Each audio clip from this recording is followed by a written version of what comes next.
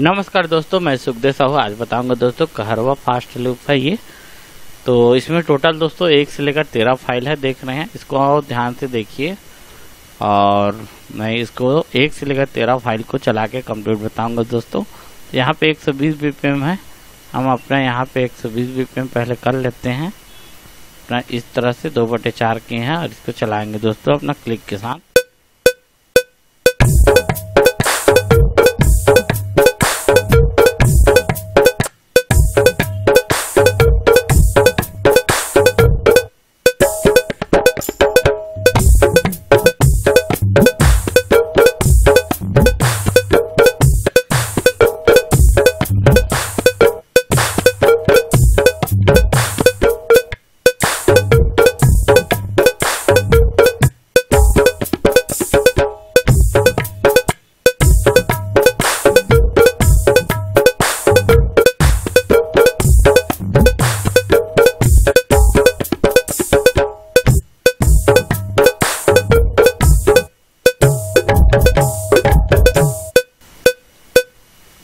देखो दोस्तों, ये 120 BPM है, बाकी ये 130 BPM। यहाँ पे हम फिर से एक बार चला के बताता हूँ 130 BPM में।